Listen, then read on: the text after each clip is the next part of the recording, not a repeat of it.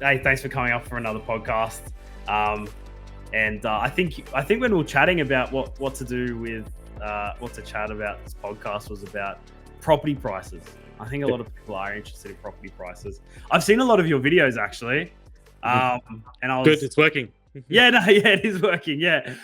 At least you get one viewer at least. So no, it is working, and I'm not an economist. I'm a finance broker, and so I follow, international, economies that I feel like will impact rates. I try and follow up on the news, but I am very localized. Like in my, understanding, I sort of follow just the Australian, and I notice you will follow a lot of sort of international economies as well, Yep. um, and you sort of look at their flow-on effect. So Mm. I guess my biggest question is we're talking about house prices, big topic at the moment. Mhm. Why does, let's say, US politics, that's a topical thing at the moment. Obviously, Trump's been re-elected Yep. for a second term. How come that impacts Mm. Sydney property prices? Like, what's the 100%. flow-on effect? Okay. So because Australia's part of the global economy, our banks and all of our private sector has to go overseas to sort of borrow money. So when the RBA sets the rates, they'll set it at a cash rate. That means that's the rate that the RBA has to basically charges the banks before it charges us. Gotcha. So if international rates are a lot higher or a lot lower, the RBA will also move their cash rate in line with what's happening overseas. So it's not completely connected. So it's not like, oh, if the Federal Reserve in the US raises rates by 50 basis points, then we're going to raise by 50. But everything sort of moves up and goes down all at the same time. So I don't know if you remember at COVID times, the US just absolutely smashed rates, smashed it basically to zero. Australia followed. Basically, all of the Western economies all followed that same mantra as well, because all the banks are connected internationally. I So think some went into negatives, didn't they? There was some. I yeah, think well, I think Japan was Japan one of went them. into a negative, which I found was obviously never happened in my lifetime that I remember. Someone Yep, going into a negative cash rate, they're almost giving money away, this is just true. to help. I guess it's a type of stimulus type, policy. But yeah, look, do you think that the reduction of rates in COVID, on that topic, do you think that was a good idea? Look, I think a lot of people were scared. Governments were scared, Mm, and that we sort of followed the leader. We followed the yeah, US, and I think maybe at the point in time it was necessary when they shut the economy down. But I think what the issue was is they were too long to raise the rates back up. So yeah, yes, there is a catastrophe. There is COVID. We should have emergency rates, but to leave it for like 2 or 3 or 4 years, that's mm, that's what's caused all the underlying inflation. Because yeah, right. you got to think, if you had $1 million cash and you've got $1 million sitting in the bank account, you could leave it in the bank and get, I think it was like 0.1% of interest. So for every $1 million, you're gonna get what's that? It's like 10 grand. No, is that 10 grand? What, For you're talking about 1%? so 1% is 10 grand. So Yeah. 0.1% Oh, fine. is like $100, right? Yeah, 1,000. I think. Sorry, $1,000. Yeah. Sorry, my numbers are not good. Yeah, $1,000. So it's like, well, what should I do with the money? Should I leave it in the bank and get $1,000 for the Mm, whole year, or do I go buy a property and with the property probably will get the capital appreciation mm. and I may get 5 or 6% yield at that point in time? So that's what everyone did. They're like, well, if the money is just sitting here doing nothing, it's probably better off me investing it, whether that's the stock market, the property market, or whatever, to get a better return than 0.1%. Yeah. And everyone did this. This is the Yeah. problem. Everyone just sort of rushed. They're like, well, let's rush into the property sector because we're going to get better returns. They Mhm. did that. And this is why prices just went exponential overnight. Yeah, I did. I did. You ask a lot of mortgage brokers. I don't want to speak for mortgage brokers. It's probably not the same for everyone. But a lot of the mortgage brokers I spoke with during COVID time were busy, which is one of the sectors that um, it didn't really slow. It probably slowed down at the start of COVID when everyone was sort of like, "What's going on?" And there was a little bit of maybe skepticism and a bit of fear and stuff like Mhm. that. But then, yeah, once a lot of these sort of stimuluses came out from the government, we had JobKeeper, we Yes. had the withdrawal of superannuation. People would draw up to, I think, $20,000. I can't remember the amount that was approved, but it's about $20,000, I think, in total. Um, decrease of interest rate, so people's borrowing capacity all of a sudden increased. Some lenders even took JobKeeper as an income. Yep. So we were very busy. It was a very busy time of year, and we had other, first home guarantees and all that type of thing. All these government schemes came out all around that time. It was like a perfect storm. Yep. And people went, great, let's buy property. I know people who took out superannuation and called me up the next day and said, hey, now we've got 20,000 or 40,000. Me and my wife have both done it, and we want to buy a property. So there was just like this injection of funds into the economy, which created sort of a spending economy, and I guess that's what they wanted, right? I mean, that was the idea, was that people would spend money. But I think what happened is that a lot of people also saved money, and I think that was probably part of the issue. Yeah, so I think so too. I think people saved, and it all went into asset classes. So whenever there's a reduction of interest rates, people, investors will always flock to assets, and they will bid up the price of those assets. So if you're sitting at home and you've got cash and you're like, well, what do I do with it? It's 2021. Well, we can dump it into a house, get a 5 or 6% yield, and maybe make some money when we sell it.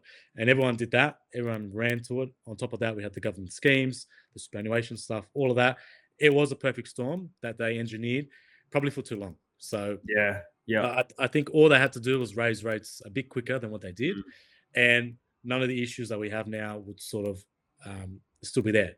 Then on top of that, in about 2022, when the Labor government came in, or end of 2021, they also pushed migration up to crazy levels to catch up for the last few years. So you put all of these things together, now you've got all this demand, you've got all this cash for all these sitting on the sidelines, and that's what happened. So everyone dumped it into property. Yeah. And property, like I know Northwest Sydney probably went up 100% in the space of 2 or 3 years, which is unbelievable. Exponential. Exponential. So if you had property before it, or you were lucky enough to purchase in 2021, you made a lot of money. You're cheering. You're cheering. But on the flip side of that now is you've got this big disparity between what people can afford and house prices, because things are becoming unaffordable, very unaffordable. Even the loans that they had from that period, I think politicians do tend to be like a slave. I mean, it's a democracy, but they tend to be a slave to the population, and sometimes what the population wants might not always be what's best. And I think once you had these sort of stimulus packages, JobKeeper, they increased Job Seeker as well. We had the business grants. I think it's hard to then switch it off. And I think, especially after, what was it, 2 years, a year and a half? I can't remember the timeline exactly. It's almost like a fever dream now. But when you switch that off, or when you even hint that you might be switching it off, there's a lot of people that sort of come out kicking and screaming and say, hold up, I'm not ready yet, and I think the politicians sort of go, oh, okay, and there's that little bit of social pressure. Do you think that's part of why they kept it going for too long, or do you think it's just bad monetary policy? But to be honest, I think it's bad monetary policy. Like we saw what happened in the US, where the rates went higher than what they did here. So there's two ways they could have handled it. Okay, cool. They made an issue with delaying the cash rate, leaving it at too low for too long. But then you have countries like New Zealand or America where they went really hard and really fast. So they pushed their cash rate up to 5.5%, whereas Australia sort of lagged behind around 4%. We sort of did a piecemeal, month by month. Exactly. Just like, let's see how it goes. Let's go slowly. Like, there's a lot of debt in the system. We don't want nothing to collapse. So, and because Australia did that and they didn't go hard and fast, now the longer interest rates are going to just stay around for a lot longer time. So in the US and in New Zealand as well, they've already started cutting because they basically popped. Well, their inflation's lower than Australia from what I understand. Is that right? Exactly. Right. Because they raised the rates so hard, people's mortgages went up so hard that they had to pay more for their mortgage. They stopped spending. So if they stopped spending, inflation's gone down. It's gone down quicker. It's gone down quicker and faster in those economies. So for them, it seems like it's working. But for Australia, because we went with the alternate route, it's probably going to stay higher for longer. And I think I was on the podcast with you last year when you said to me, how many times are they going to cut in 2024? And I was like, they're not going to cut at all because there's still so much debt in the system. there is still inflation, which is coming. It's actually still skewed. The only reason it's sitting at about 2.5 or 3% is because of the energy rebates the Mm, Labor government's pushed through. If you take that out, we're still running at about 3.5 or 4%. So we're okay. not even close to the 2 or 3% band yet, where the Yeah. RBA needs to be. So this is why they're going to keep it where it is. Yeah. There's no interest in them cutting it sooner, because inflation will come back and it's going to defeat the purpose. So do you think they should have raised rates like America did quite drastically, like 0.5, 0.75% increases? Uh, Um, I think month to yes. month? Yeah, you think they should? Yeah, look, That's probably an unpopular opinion. That people 100%. think.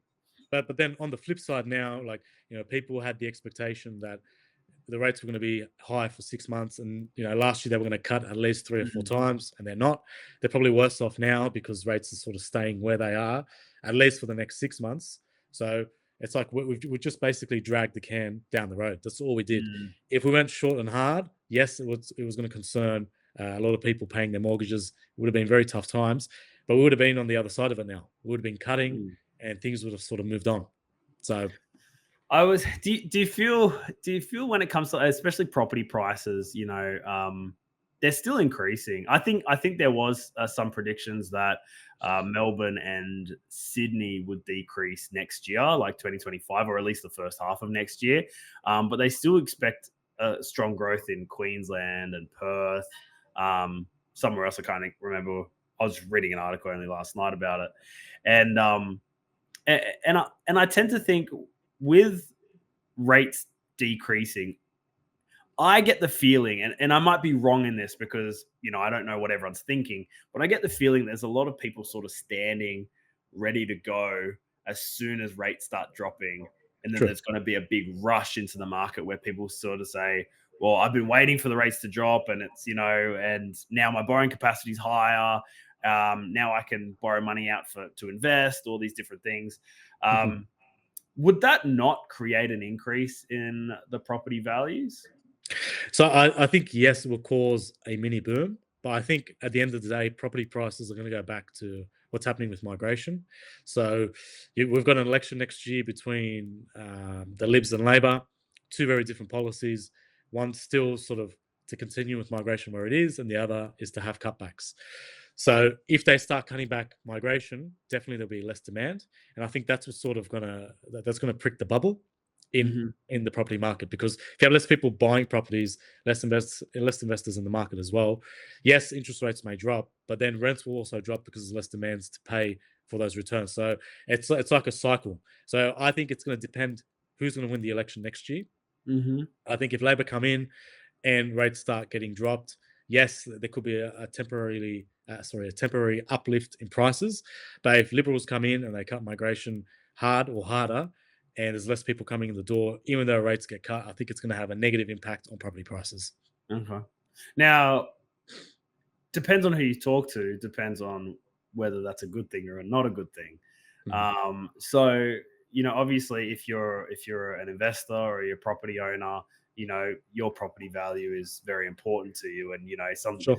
you know, being a property owner, even myself, I used to quickly scan online to see what the value is, and I might do that every few months just to see, okay, has it increased? No intention of selling, no intention of, doing anything with it. But, it's nice to sort of see it going. It's like a share portfolio. You like to see it increase.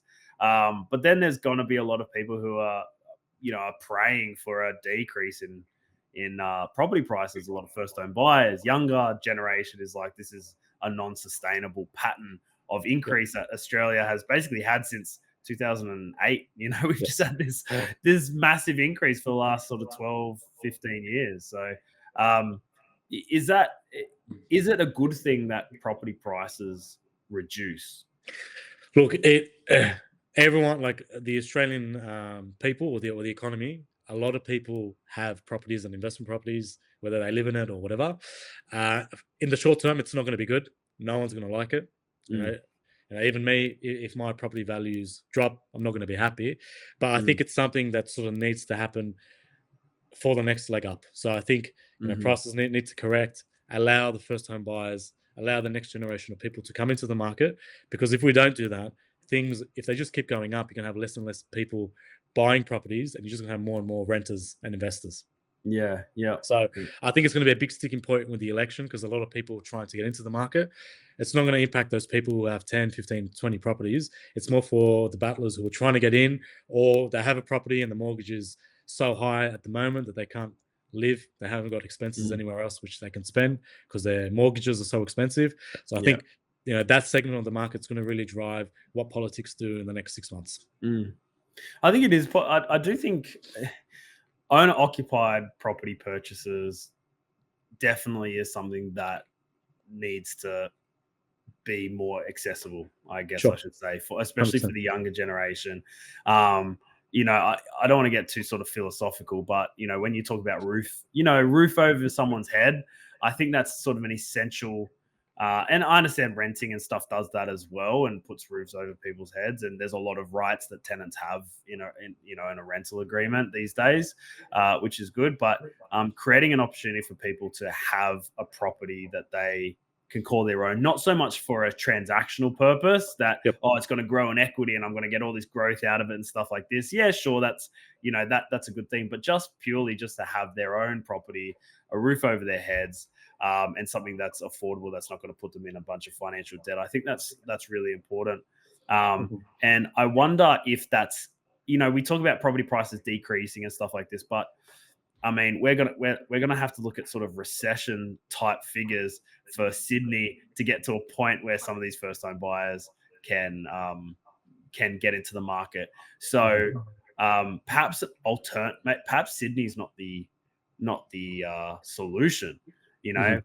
potentially, we might need to be more development regionally outside of Sydney. Bring 100%. businesses, incentivize businesses to leave, the big, Sydney capital city type, you know, um, offices and move out to sort of maybe more regional satellite cities Mhm. to create those cheaper property solutions. What do you think about that? Look, it's a great idea. I think it if Labor goes with this type of policy Mm. and there's going to be a reduction in house prices, they're not going to win the election. So Mhm. to me, it makes more sense if an incoming um, new government that comes in has sort of a bit of a housing crisis or a price crisis. They can always blame it on the last Yeah, um, yeah. on the last term. So I think that's more realistic to happen if it does.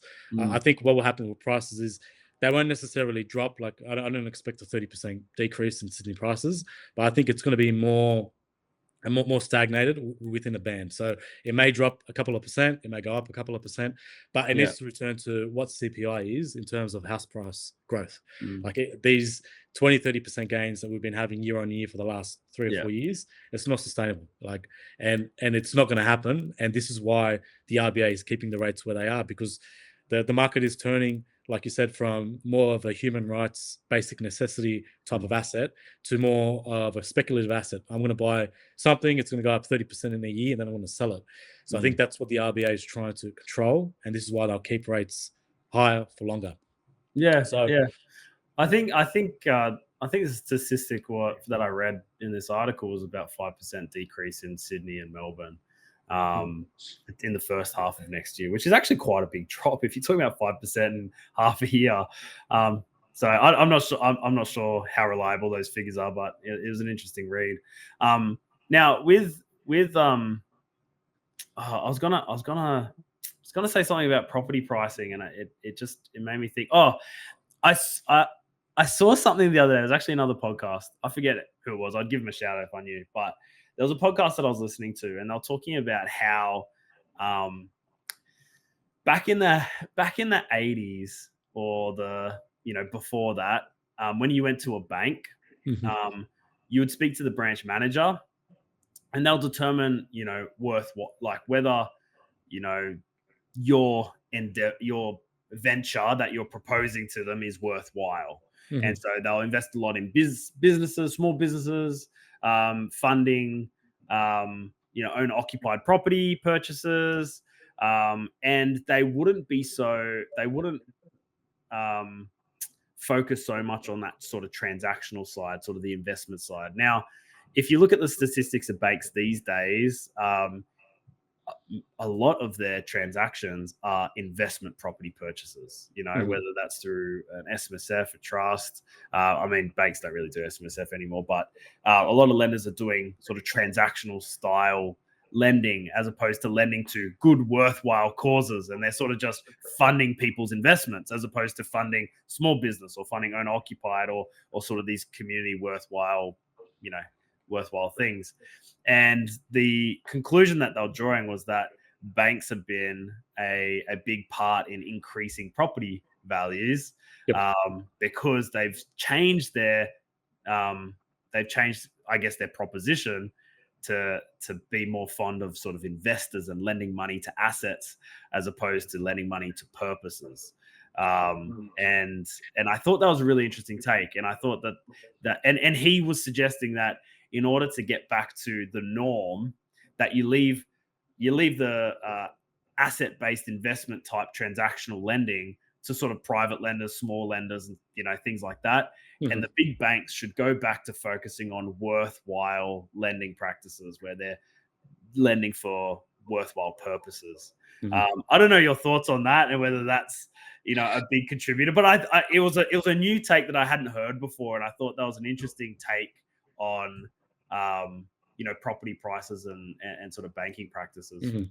100%. Look, I agree with you. So this is why the government will never touch negative gearing because of this purpose. You think they 'Cause won't touch negative gearing? they won't touch it because when you do your tax return and Hmm. you do your property schedule, the biggest expense in your property schedule is always interest, Yep. especially if you're buying property. So where does the interest go? It goes to the banks. So they have a big interest in government policy. Obviously, the banks that make profit, they Hmm. make profit and pay tax to the government. So it's Yep. all like a big circle.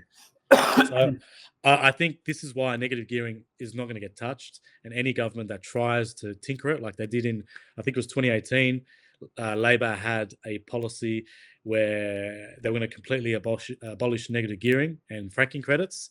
Mm, And then ScoMo won the unwinnable election. All of a sudden, he pipped it at the line and he made it because I think one of the biggest factors were the banks not happy losing one of their biggest revenue lines, which is interest from mm, property investors. So mm, I think yeah, maybe um, the policies need to change to incorporate different types of lending. Yes, but I think negative gearing is sort of always going to be there as well as a policy because mm, in the short term as well, and this is where a lot of the media jumps onto the bandwagon as well. Now you hear that negative gearing is really bad for the government because they're losing money every month, but what they don't realize is they're losing money via negative gearing because that property investor is paying a really big interest bill mm. or they're doing repairs. So all those expenses are getting sloshed back around in the economy as well. Yeah. And what happens with negative gearing, if you look at it from a budgeting perspective, from the government's point of view, is yes, they could be in a loss position, negatively geared for the first maybe 10 or 12 years, but Mhm. eventually that property will get paid off um, and the interest expense will go down and it turns into a positively geared property and starts adding to the government's tax base. So Mm. that's what happens. But the problem is governments are only in power for every 3 years. So they only focus on the first 3 years. Yeah. But if you bought a property now and kept it for 30 years, like like they've Yeah. modeled for it to happen, theoretically you'd pay off that property and it starts adding to the base probably in around year 12 or Yeah. year 13. Yeah. Yeah. But then, So I mean, a lot of income earners will also, like especially high income earners, will then leverage that for another investment. So they keep that negative gearing as long as possible and build their wealth that way. Um, 100%. But then that high net individuals buying another property, they're paying real estate agents, they're paying banks, like it's Money's keeping going through everything the turning, yeah, you know, yeah. And and that's look, what the government wants. yeah, and to be honest, property is a massive industry in Australia too. It's like one of our favorite pastimes. It's just property. People always talk It's a about religion. property. Yeah, yeah. No, no, that's fascinating that the government has that sort of take, and it's an interesting take where they're looking at sort of the long term gain. Of course, the banks are a massive stakeholder in elections and government policy as well. Because there's a lot of profit to be made. I Now, negative gearing, there's sort of two aspects of negative gearing. There's obviously um, offsetting the rental income, but then there's going into a negative and actually having that offset your PAYG or self-employed income. Um, is there maybe an argument to be made that the negative gearing could only have an impact up until a zero on your on sort of the property rental sheet, if that Mhm. makes sense, and then Yes. you can't necessarily negative gear your PAYG income, and you just pay tax on that as per normal. Look, if they do that, especially with the housing crisis, like the government's trying to get more investors, particularly private investors, into the market. If Mhm. they touch negative gearing, it's basically going to cause things to slow down even more. And if things Mhm. slow down even more, prices are going to go up even faster because there's less stock available out in the Mhm. property sector. So I think to be honest, I don't think they're going to really touch it. I think they're going to leave it, and they may try tinkering it, but they're not going to do any mass changes, especially when we have a housing shortage, Yeah. because it doesn't make sense if you can't cut the biggest contributor or one of the biggest contributors to housing stocks via private investors and then expect the housing problem to sort of disappear. Mm. Like they Yeah. have to, they if anything, they have to incentivize more money to go into the sector. So I don't know how they're going to do that. They're looking at the Future Fund, which is Australia's basically superannuation as a country to pump more of that into the housing sector, which could work. But again, these are very short-term, short-sighted solutions because next year we may have a change in government in 5 or 6 months' time, and there could be a different take on it. So Yeah. Yeah. I think what they need to do is encourage more private sector money to come into housing. That's what Mm. they have to do somehow, without letting prices go too hard, too fast up. Yeah. Interesting. It's interesting how you say, there's, the change in government next year could just change things, and I see the same thing in a lot of arguments in relation to the sort of US politics as well, is that you sort of have a 4-year term, and then, who do you blame for the success or failures of that 4 years? Do you blame the current administration? Do you blame the administration prior to that? And I'm not at all suggesting any change to it.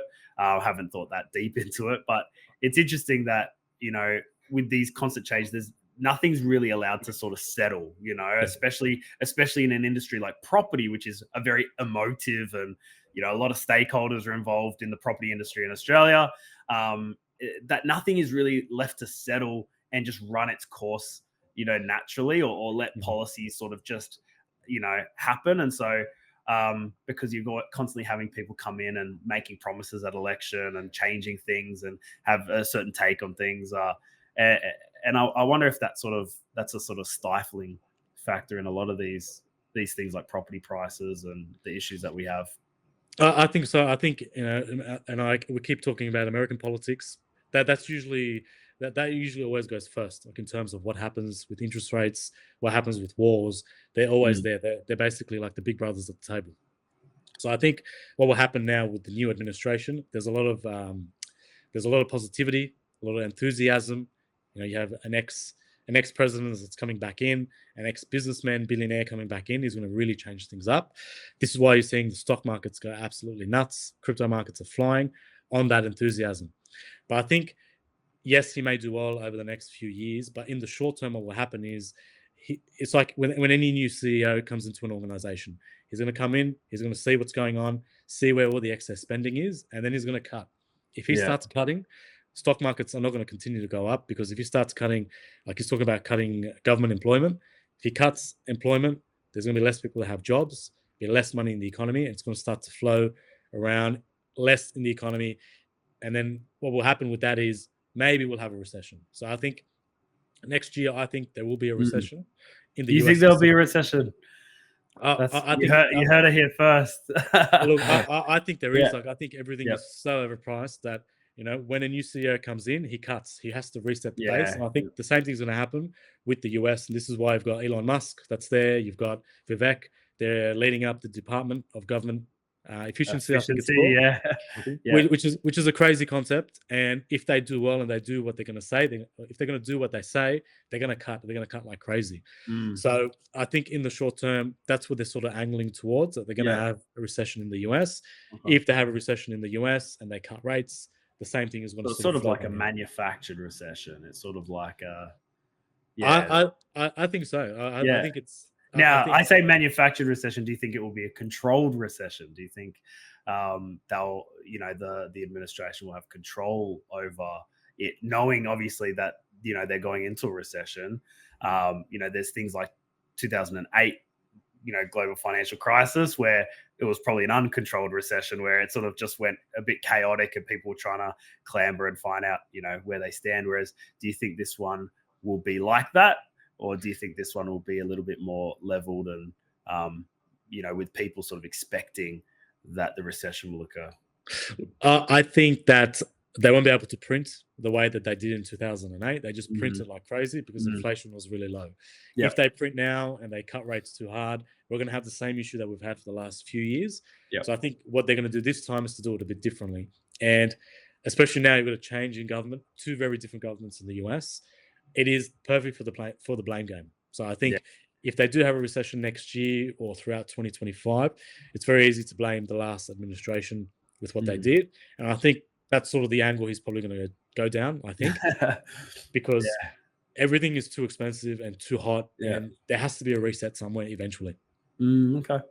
So do you think it's a smart decision? Do you think it'll be like if they start cutting, do you think that's a smart decision? Like in terms of if they start cutting the government expenditure, that's unnecessary. And like jobs and Look, I think just like anything, if you have an organization that's too bloated, that has too many employees, you're not generating enough money, then you're forced to cut naturally, and the government shouldn't be any different. Yes, there's it shouldn't be as yes, it shouldn't be as hardcore as private sector where you have to make profit. You need to have the government to run things at a loss, 100%. But I think it's just gone a bit too far at the moment with the way that they're spending. And like they're running big government deficits. So what that means is the tax amount that they're collecting from all their taxpayers is nowhere near how much they're spending each year. And the bubble's just getting bigger and bigger and bigger. So now you mentioned just briefly, you mentioned wars. And again, that's sort of topical. And, I think there's sort of two in the spotlight. I don't want to say they're the only wars. Obviously, there's wars everywhere all the time. But there's sort of two main ones, which is Russia and Ukraine, Palestine, Israel. Now, I've seen some of your videos where you have, again, connected, what will happen with those wars and, the outcome of those wars, like I should say, and the flow and effect in the Australian economy or the Australian interest rates and cash rate. Explain that to me. Explain how an overseas war, where we may send military to, we may have certain things, allegiances and things like that. But how does that have an effect in our economy? Well, I think one of the biggest factors of inflation, especially in Australia, is price of oil, price of petrol. And whenever there's a war, the price of crude oil jumps up and it spikes. So when it spikes, it causes inflation to spike as well. And this is one of the reasons why we have underlying inflation here, especially over the last few months, because Ukraine happened. Energy prices just went through the roof, oil prices just went up, and that's causing everything here to become more expensive. Like if you go to Woolies or you go to Coles, you buy something from there. There's transportation costs, which have fuel. If you purchase a piece of produce, if you go back into the chain, they have to spend more on fuel, more on energy. So then they pass it on. So that's what sort of causes the downstream inflation that comes through everyday consumers. Yeah, and that's just because there's a disruption to the flow of, I guess, trade and resources around the globe when there's wars. Of the whole supply chain. So, there's a disruption, so things go up. If those wars finish and everyone's all happy again, what will happen is the price of oil should drop. So I saw this morning there's been a ceasefire. The price of oil instantly dropped about 3% overnight because now everyone's getting back to business. If everything goes well, everyone gets back to business. Everyone gets back to making money. So the price of oil will start to drop because the price of the risk of something going wrong disappears. Yeah. Okay. Yeah. If it disappears. Yeah. So if it disappears, it becomes cheaper and everyone gets back to normal. So then inflation should theoretically start to drop. And again, it's something that's happening so far away to Australia, but it does impact us here directly. Yeah. So do you think Australians, sometimes I sort of roll my eyes when I see Australians get very passionate about the US election. And they get, they have a particular candidate and, that they're supporting. And sometimes I sort of roll my eyes and say, well, what's that got to do? Like, why support? Why, not support? What's that got to do with us? Do you think Australians should pay more attention to US politics? I think so. Like if you've, especially over the COVID time, all these rate increases and all these movements, they were easy to see. You can go Mm, back and look at my videos as well over the last few years. You can see like if you have rates too low because of what's happened, because of COVID or whatever, you're going to have heaps of investors moving into the market into assets to buy things to get a return. So mhm. what happens in the US eventually, comes down to Australia in sort of some form. So I think it's always good to see what's going on overseas, and then it also helps you make decisions here. If there's a big stock market correction tomorrow in the US, 100% sure we're going to feel it here in Australia. Mm. So why not see or try to predict what's going to come by looking at one of the biggest players in the globe? Yeah. That's all. Yeah. Interesting. Do you think that's always going to be the case? I mean, not perpetually, like always, but do you think in sort of our lifetime that's always going to be the case? The US is Uh, going to be sort of that standard. as long as the US dollar is the reserve currency of the world, that's always going to be the case Mm. until that currency status gets dethroned. If it goes to another currency like China or to euro, yes, there'll be a shift. But at the moment, the US dollar is the one that's in charge, and they're the ones that basically make the rules. There has been some chatter in certain parts of the world about making a shift to another currency or using that as a standard. I don't know if I forget who it was, but there was a country either that announced that they were going to use another dollar as their standard, or they were just maybe threatening to do so. I Yep, forget exactly.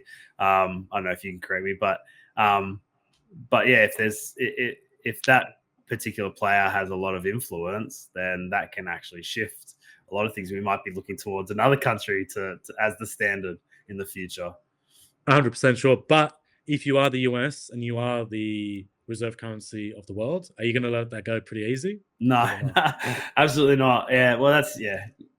US has got a good reputation for not letting things like that slide too easy. So or not letting go of yeah, I'll call it real estate, but I think you know what I mean. So no, interesting. Yeah, I think that's fascinating.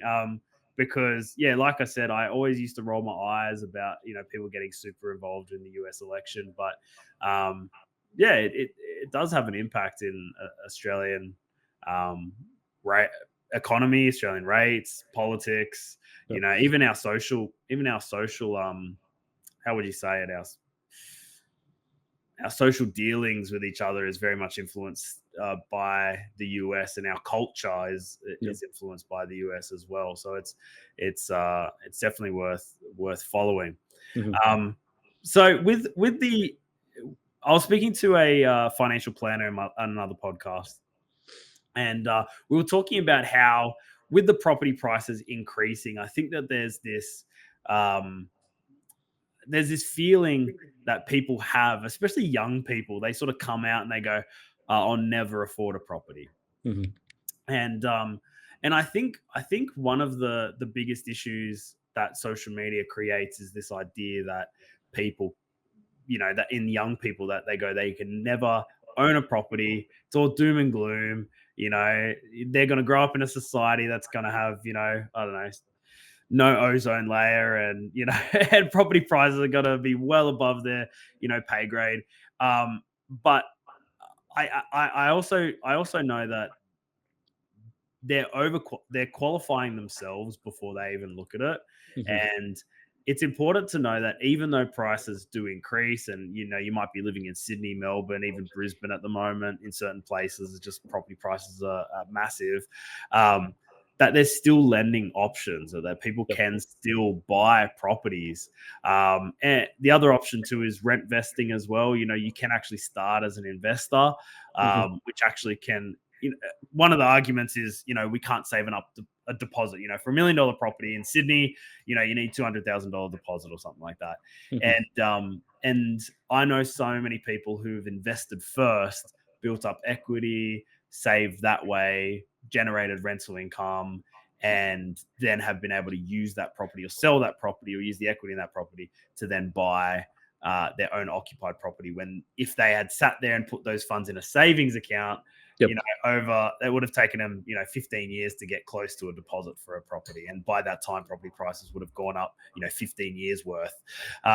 So I think that even though we talk about the doom and gloom property prices and potentially a correction, that shouldn't stop people from feeling like they can get into the property market and they can buy a property.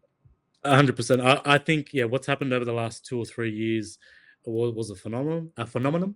I don't think it's going to continue because rates are so high. Of course, Mhm. if they put rates back down to 0%, it's going to continue, right? Yeah. But I don't think it's going to continue, and the market will correct itself. And the RBA is at the forefront of this because they need to ensure that the currency stays stable, and they're Mhm. going to do that by using rates. So there is still opportunity. Like I know in Melbourne, there's a lot of investors now going to Melbourne because it's going backwards. Mhm. I still think Melbourne's got a bit more to fall, but you can still pick up a property, a nice brick home for like 550, 600,000, older type home, 30, 40 kilometers away from the city. I think it was, or maybe actually a bit more, but there is still opportunity. There is still opportunity in different markets. It doesn't have to be Sydney. Mhm.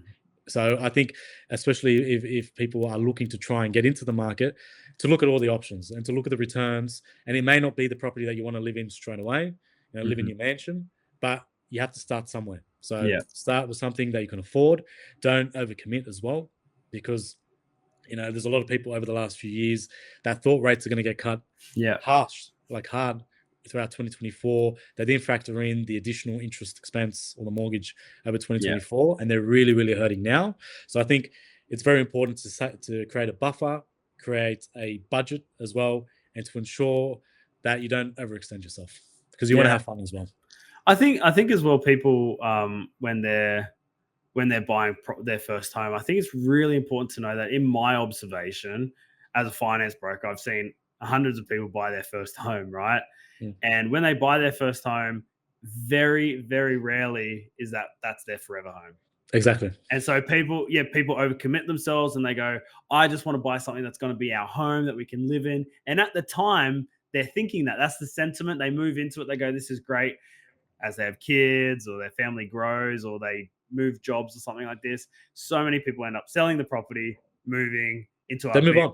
Yeah. yeah, they move on. And so buying, getting into your market with your first property and saying it has to be owner occupied, it has to be in Sydney, it has to be close to my work and school and stuff like this.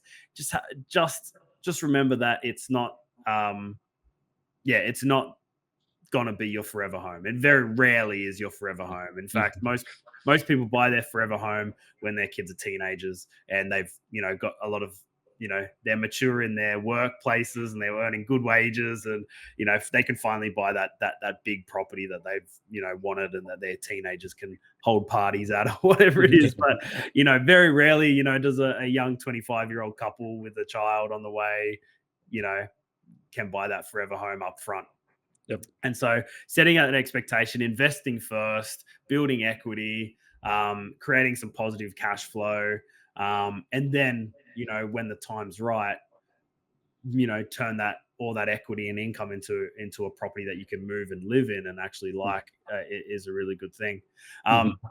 I want to talk to you though about timing of property. So Yep. property prices increase, decrease. They're not like shares, Mhm. they're not like shares in the fact that you can, quick and easily with a click of a button these days, sell a Yeah. share and buy a share, right? And so you can sort of, I know there's a few day traders that like to do that. I don't know how much people make day trading, but but they'll follow the market. They'll see a spike, they'll sell, they'll see a drop, they'll buy, that type of thing. Mhm. Um, I have heard some people have that same idea, that same sentiment when it comes to property. Obviously, it's a lot difficult. You have to put on market, it's capital gains tax, other tax, obligations that you might have to consider. But is treating property like that wise? Should we, you're talking about a drop in the market. Mhm. Is it wise to consider, okay, well, maybe I'll sell my properties before it drops and then Mhm. maybe rebuy once it's low and once interest rates are low? Or Mhm. is it best to just hold onto property and build worth that way? Look, it's a very, very personal type of question, just because it depends on how much your taxable income is as well. Mhm. If you're making a big gain and this year you didn't work, for example, it Yep. does make sense to them sell a property to utilize um, paying less tax. Yep. So there's all these different factors. The thing is with property, it's a very big opportunity cost in terms of getting in and getting out. If you Mm. buy a property, you pay stamp duty, the process to purchase one and all that, it takes a long time. So to get in and out just to make a quick buck, it does take a lot of time, and it's probably not going to suit your purpose in the long term because it's very Especially hard. making no improvements to the property as well, and it's just a matter of just buying and selling, you know? But exactly right. Like if you like, yes, if you bought in 2020 and now you sold in 2024, different story. Mhm. Rates were at zero, massive influx of cash, all that stuff has happened. But now things are sort of going the other way. The rates are high. Property prices are not going to grow 20 or 30% each year. So you Mhm. have to hold on to the property. So are you going to be making money after you pay your stamp duty, your lawyer's fees, your real estate agent fees, all those fees? How much money are you really going to make, and is it worth it? That's what it Mhm. comes down to. Yeah. So yeah, I did no, yeah, it's a good take. It's a good take because I think some people are, especially when they see the property prices are quite high for an investment property. Obviously, owner occupied is a different ball game because you're living in it. But if they've got an investment property and it's quite high and it's niggling them a little bit, maybe there's a few repairs they had to make, and sometimes it's easy to just yeah, it go, happens. just It let's happens. just Yeah. get rid of it. Let's just get rid of it. I've done that. I've done that. Where it was a bit too dear to hold on to it, and then I look back and I think, man, if I just held on to that property, it would have actually, been worth a lot more now than it did at the time I sold it. Um, eh, but I guess that's what I was trying to understand. Is it good to sell property, or Mhm. are you in the band where you go, nah, don't sell property. Let's just hold property and keep it and build wealth and you know build an Look, empire. I think it just depends. Like I think property prices from say 2007 to 2016 didn't move that much. If you look Mm, back and you look at it on a yearly basis, it sort of moved a bit more than CPI, but it didn't really move much. You had the biggest booms that happened after 2016, and then it went astronomical after 2020 because of COVID. So I think I don't think it's going to happen the way it's happened in the last 10 years. I think it has to correct.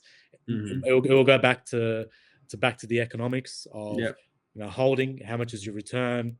How much capital growth is going to be made from that process, rather Yeah. than I'm going to buy something for $500,000, keep it for 2 years, it's going to go to 800,000. And Yeah. I think that mentality is done unless they drop rates again. So Mm. But it's not like a one size fits all. It's like you said at the start, it's a very personal thing and depends on your personal income and yeah, asset yeah. situation. I, I've kept properties for for 20 years, 15 years. Some properties I sell after 3 or 4 years. It just depends on a case by case basis. Mm. Yeah. So, Yeah. but yeah, if someone's going to do that and they're looking to sell, I think before you do anything, talk to your tax advisor or to an accountant, because there could be times of the year where you sell that could be beneficial for yourself Yeah. as well. Right. If say for example, your husband and wife and your wife's pregnant, and next year she's not going to work, she's going to be on maternity leave, and it's May of the year. Maybe it makes sense to sell that property in the next financial year because her Mm. income's going to drop and you can Yeah. pay less tax. So all these planning considerations happen depending on the person. Yeah. Okay. No, interesting. Interesting. It's definitely something. It's definitely something that I've had a lot of conversations with people about, and it's when you see the dollar signs of the property price increasing, it's tough to sort of say just hold on to the property because it's not income, right? It's not income. I mean, it's not income yet, I should say. Yep. And they just see the equity and just go, gee, if I sold this, I'd have $400,000 in my pocket. You know what I mean? Why wouldn't I Yep. sell that? And I guess there are times. What you're saying is that there are times where 100% selling that would be beneficial for whatever reason. And there's other times where you say, no, don't just hold on, and you don't need to sell it. Um, is uh, is is your income uh, is your income a big factor in that decision? Like how much income you're making? Like for instance, if if someone can afford their mortgage, but they're in ramen noodles and beans every night, you Mhm. know, is it worth sort of holding on to that asset for a long-term gain? Or is Mhm. it more important to consider cash flow and sort of say, especially with rates being this high, is it important Mhm. to consider cash flow and sort of say, let's just get rid of this and let's just get money back, Mhm. into our accounts. Yep. But for me personally, cash flow is king. I like when I first started in my career, the aim was to buy negatively geared properties. But then as you sort of get older, and I transitioned from working for corporate to running my own business, it sort of changes because you don't need the negative gearing as much. Your income sort of drops if you start a new business. So in that sense, it just depends at that point in time what you're doing. But to Yeah. me, I always choose lifestyle over me eating beans every single night because Yeah. otherwise, like the whole point of this is for you to hopefully become wealthier, make some money, and do all of that stuff. If you're barely getting by and you're scraping Mm. at the bottom of the barrel, is it really worth it? Yeah. Or could you sell, get the cash out, and then do some other type of investment, whether that's shares, buying a different property in a different state, or whatever. Yeah. But there's got to be different ways or better ways to make money than not eating every single day It's properly. funny. It's funny you talk about lifestyle, and you say lifestyle. There are some cultures that I know. It's cultures where that prioritize building of wealth versus lifestyle. And I noticed, like in the Australian culture, it's very much about lifestyle. Yeah. People like spending money. They like spending money on themselves. They like easy, convenient life.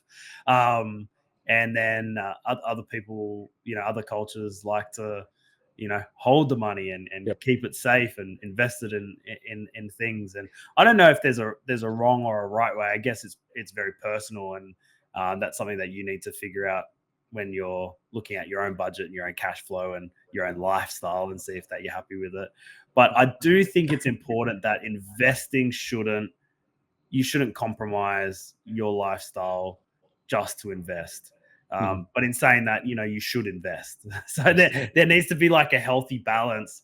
And I'm not necessarily saying in property, but you should be looking at investing for retirement. Whether it's in your superannuation and things like that. Another question I wanted to ask you, and I do note the time, we've been chatting for a while, but I was speaking to a financial advisor, and he was talking about how, and I asked him the question because he was saying he helps people with tax structures, and he provided an answer to this question, but I want to get it from the other side as well. And I said to him, I said, okay, if you're providing, there's some obvious difference between a tax advisor and a financial planner, Mhm.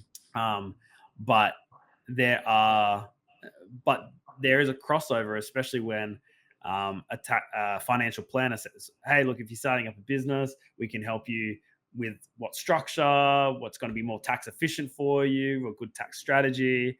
Yep. And I couldn't help but think, well, why are we going to financial advisor when we get that from a tax accountant, or when would we go to a tax accountant instead of a financial advisor? Like, yeah, when would we use one or the other? Because I do know that they are separate things, but I just wanted to get your take on it. So I always give this example to everybody when they ask me this question. So a tax advisor would be someone you go to say, "Hey, I'm paying a lot of tax via my tax return, and I need to reduce it." So the tax advisor can say, "Well, if you buy an investment property and you have negative gearing, do the calculation for you and say this is how much you can save." The tax advisor can't tell you though, go invest in Brisbane because there's going to be a 5% return each year. It's going to go up according to this, and theoretically, your portfolio that's $500,000 is going to be worth 800,000 in 15 years, whatever it is. So the financial Tax advisor, accountant can't do that. they can't do that. So Yeah. the financial advisor can direct you to sort of where to put the assets, whether it's property, shares, or whatever it is, Hmm. where the tax accountant or the tax advisor can only tell you what are going to be the tax consequences of purchasing that property. Yeah. you Okay. know so at the end of the day, like, it's each their own, but most people will come to me, they want to save on tax. so Yeah. so you obviously, I can tell them which is the best strategy to save on tax. I can't say, and that could be a property for an individual. You're paying a lot of tax, negative gear of property, you're going to save on tax. But I can't say, Keaton, go buy in Stenhope Gardens because it's going to go up 15% per year for the next 10 years. So That's the difference. it's the specifics that's, I get. You can't give this sort of specific financial advice Yeah. that a financial planner can give, but you can give, I guess, that's tax advice, anything related to tax. Yes, But exactly. and you can make recommendations. Sorry, you can make recommendations to a customer of yours on some things they can do to minimize tax. You can be that specific, but not specific as far as the financial side or the transaction, why, other than tax purposes. Yeah, so I think that I can makes say sense. to you, if you buy this property, let's go through the numbers. This is how much you're going to save on tax. This is the Yeah. calculation. Of course, up to you. Like at that point, I can say it's your call. You can go buy it or not. Whereas the financial planner will be like, okay, you should be buying this property, Mhm. and buy that one because that's the one that's going to make you money. Yeah. Okay. Interesting. Yeah. No, because I was chatting to him. We were talking about like SMSFs and stuff like that, and I know there's a big crossover between accountants and financial planners when setting up an SMSF, especially when you might have a financial planner manage the funds in the SMSF once you've set it up. Mhm. And I think, correct me if I'm wrong, I think a financial planner can also set it up as well as an accountant can set one up. Yep. Yep. So either one can set that up. But then um, yeah, I guess you've got sort of different roles, and I just wanted to clarify that Mhm. because, and it does relate. The reason I asked that, I was just curious, but it does relate to property prices, which is sort of what we're talking about in this. Because I also see as another opportunity for people to get into the property market is through superannuation. It using their self-managed super fund, unlike your own personal financial situation where a bank's going to look at your, expenses, your personal liabilities, whether you got car loans, credit card limits, the businesses that you're running, all those types of things, and they're going to look at it. They're just going to look at, with some exceptions, they're generally just going to look at how much money is going into your self-managed super funds. Yep. What's the running cost of those self-managed super fund, which is usually quite nominal, Mhm. and then what's the rent that you're going to expect when you That's invest in correct. property. And so it's almost like a cheat code for especially younger generation. I mean, they do need to save up a bit in their self-managed super fund before they can sort of consider looking at property. But Mhm. it's a little bit of a cheat code to sort of bypass your normal borrowing capacity restrictions Mhm. outside of your self-managed super fund. And I think that's something that people need to think about as well. I know when we talk about property prices, people focus on owner occupied, and that's what a lot of the population is concerned about. Mhm. But there's other ways to invest in property. You can get your foot in the market. You can invest, and self-managed super fund, I think, is a great way to do that. I think so too. I think it's a bit untapped at the moment. Like the public is starting to catch on that this is another avenue or another tool, um, and this could be because a lot of people don't have a financial planner and they're just working.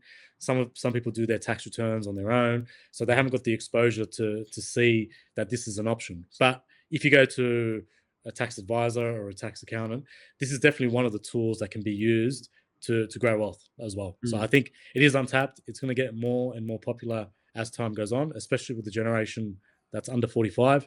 They want to have more control with their super money because they don't trust the industry funds to look after them. And again, yes, it's another avenue to get into the property sector, which is a religion in this country. So yeah, if it's out there, I think people should definitely have a look at it. If it makes sense for them, then they should set one up and then go through that path. Yeah, awesome. I think what's the statistics at the moment is generally industry super funds performing better than self-managed super funds, or self-managed super funds are performing better than industry super funds. Do you know? Look, I think so. What the industry super funds will do is, they'll make their 8 or 9%, which is per year. Whereas with the SMSF, you have more control and you can invest the way that you want to invest. So Mhm. even with an SMSF now, you can park your cash in a bank with an SMSF, and you're still probably getting 4 or 5% doing absolutely nothing. Yeah. So that's basically the bare minimum. And obviously, if you do investments in shares or property or whatever, Yeah. returns hopefully will be better. So Do you have any advice for people who are setting up an SMSF and, for instance, let's say they invest in property. Usually there's a liquidity requirement, or you need to sort of keep some funds in your self-managed super fund or investing somewhere else. Um, is there after they set that up, should they be managing that themselves, or should they be? Is it almost essential to get a financial planner involved at that point? Oh, look, there's no requirement at all to get a financial planner at any part of the process, even the establishment with an accountant and the management in terms of the admin throughout each year. You don't need to get a financial planner. But this is where the crossroads happen because a lot of people want to leave the industry funds because they want more control. Mm. So if you leave the industry fund to have more control, but get a financial planner anyway, you might as well just leave it in the fund to Yeah. the industry fund to start with, because you're getting control and then you're just giving it back to someone else. Yeah. So I guess my fear is this, because I've invested in a little bit in just ASX shares, and I've played around with it. I've put some play money in there, and I had a go, and then I've also put money into a managed fund based in the US, and I think most of it's US equities. Either way, my sort of speculative having fun play money has performed nowhere near like the managed funds. And so I guess there's a concern that I'll be like, and I'm speaking about myself, is that if I sort of had funds in a self-managed super fund and I'm thinking, okay, I'm going to invest it how I want to invest it. I mean, property is one thing. I mean, like you said, it's a religion, and property grows generally over a 10-15 year period. So it's pretty safe. It's bricks and mortar. You got the asset there. But when it comes to the remaining funds in the self-managed super fund, uh, how much are we trusting ourselves that we can make these sort of investments in the self-managed super fund and be successful in those? Mhm. Yeah, look, it's a tough one, because some people like complete control. Some people want to get someone else to manage it. But even with the stock markets, if you jump into an ETF, which basically you just buy, over the last 10 years, they've performed better than property anyway, as well, if you look at it in perspective. So I think the important part with this is you must have diversification as well. Mm-hmm. So Good point. if Yeah. you're buying property, cool, buy property in the SMSF, and then leave a bit of it in cash, leave a bit of it in shares.